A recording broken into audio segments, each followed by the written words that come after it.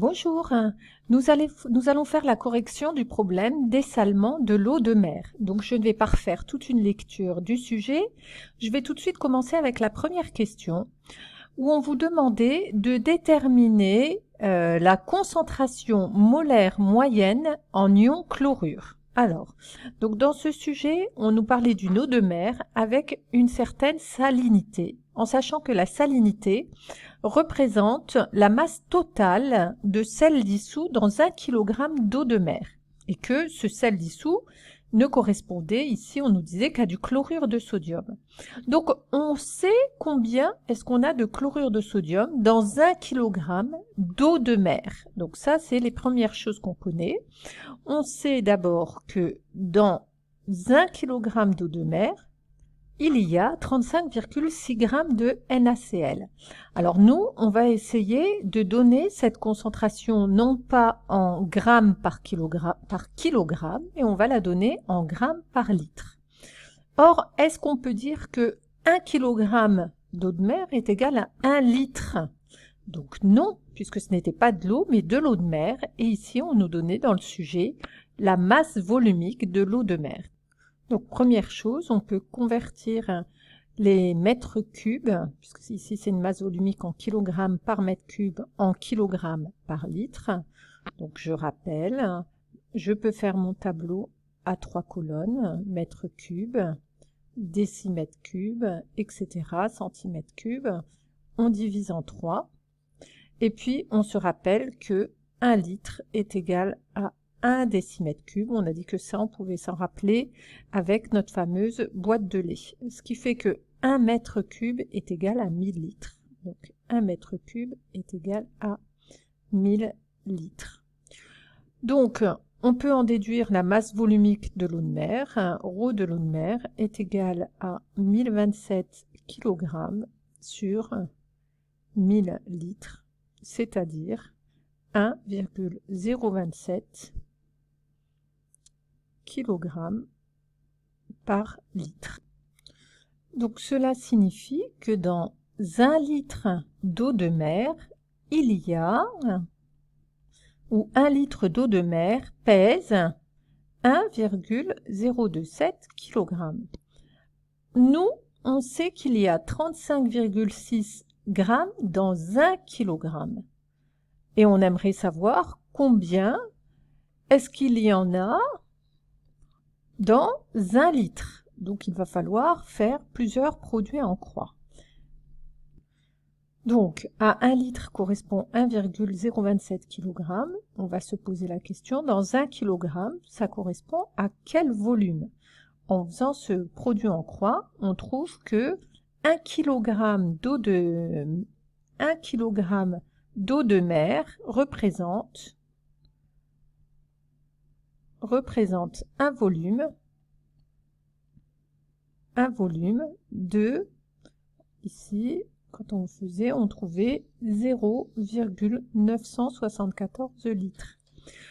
Donc tout ça pour dire, on sait que il y a 35,6 grammes dans 1 kg d'eau de mer. Or, 1 kg d'eau de mer, c'est 0,974 litres.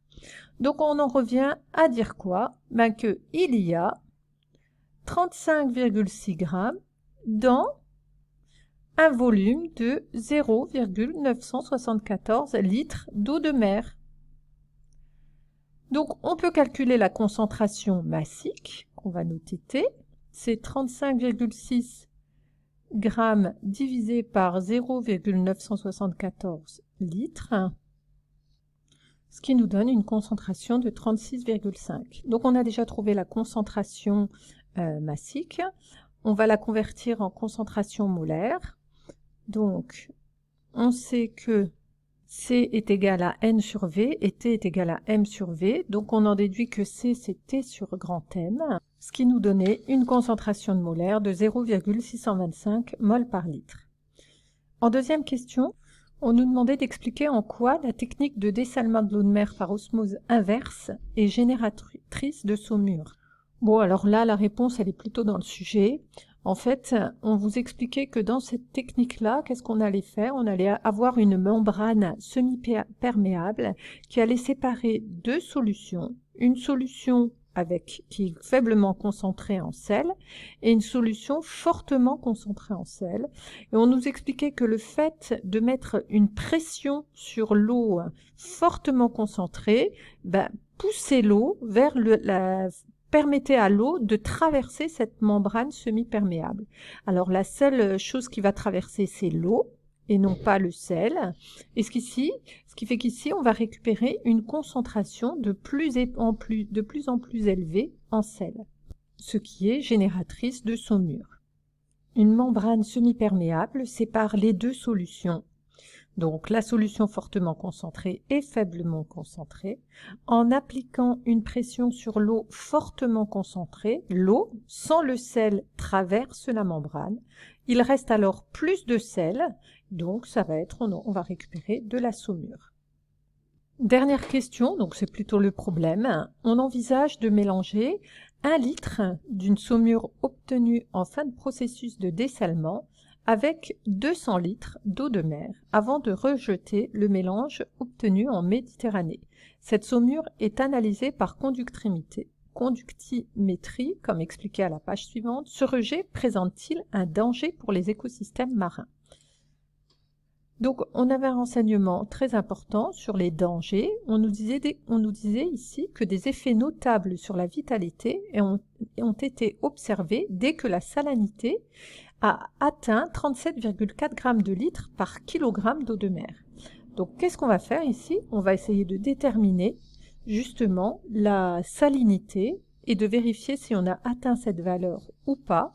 Donc, qu'est-ce qu'on va faire? Sur ce qu'on a obtenu ici en faisant ce mélange, et à partir du protocole opératoire qui était détaillé ici, donc ici c'était un dosage, donc c'est ce qu'on a commencé à voir en tronc commun. On va essayer de déterminer justement cette concentration en sel, on va déterminer la salinité, et puis on va vérifier si ça dépasse ce seuil, cette valeur seuil ou pas.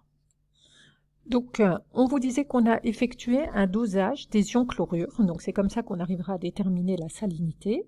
On vous donne l'équation de dosage, donc on fait réagir des ions Cl- avec des ions Ag+, donc c'est un dosage. Donc si on connaît la concentration de Ag+, on peut déterminer la concentration de Cl- grâce au protocole du dosage. Donc le protocole c'est le même qu'on a vu en cours en tronc commun à l'aide d'une burette, c'est ce qui était expliqué ici. Nous, on connaît le volume de la solution qu'on souhaite doser, mais on ne connaît pas sa concentration. Cl- représente ici la solution titrée, et la solution titrante, c'est Ag+, dont on connaît la concentration, effectivement. Et le volume, on va le déterminer grâce à l'équivalence. Donc, à l'équivalence, la quantité de matière de Ag+ sur 1 est égale à la quantité de Cl- sur 1, par rapport au nombre stoichiométrique. Si on remplace par les notations du sujet, on trouvait une concentration de Cl- de 2,3 10 puissance moins 3 litres. Or, en début de dosage, il était bien indiqué que c'était notre solution, elle avait été diluée 500 fois, donc on peut revenir à la vraie concentration de Cl- pour la saumure qui va être rejetée dans l'eau de mer. Cette concentration de Cl-, c'est la concentration de NaCl. Je rappelle que NaCl, c'est un solide ionique, donc il y a autant de Cl- qu'il y a de ce solide-là. Donc on a trouvé la concentration de NaCl qui va être mélangée à nos 200 litres d'eau de mer, et on connaît justement, là on connaissait également la concentration de sel dans l'eau de mer. Donc la question, c'était qu'à la fin, ici, nous, le sel qu'on obtient dans ce mélange, c'est à la fois le sel apporté par la saumure et à la fois le sel apporté qu'on trouve dans l'eau de mer. Donc il va falloir les additionner. Donc la quantité de sel sera égale à la quantité de sel qu'on obtient par la saumure et par celle de l'eau de mer. Donc la concentration multiplié par le volume d'eau total, N égale à C fois V, on va le faire pour chacun. La concentration de saumure, on l'avait calculée, on a trouvé 1,15 et on en ramène 1 litre, d'après le sujet. Hein. Et la concentration d'eau de mer, d'après la question 1, 0,625 fois les 200 litres sur le volume total qui sera de 201 litres et on trouve une concentration de 0,625 mol. Alors, est-ce que ça va représenter un danger? Donc, dans le sujet, on nous avait donné la limite du danger. Le danger, c'est 37,4 grammes par kilogramme d'eau de mer. Mais on va faire comme pour la question 1, on va convertir ce grammage en kilogrammes d'eau de mer en concentration qui sera exprimée en mol par litre. Donc en faisant exactement les mêmes calculs qu'à la première question, on trouve que ce 37,4 correspond à un seuil de 0,657 mol par litre. Donc on peut les comparer maintenant. Donc nous, on a notre concentration, on a la concentration seuil. On constate que la concentration de 0,625 est inférieure à cette concentration seuil. Donc non, ce rejet ne présentera pas de danger pour les écosystèmes marins.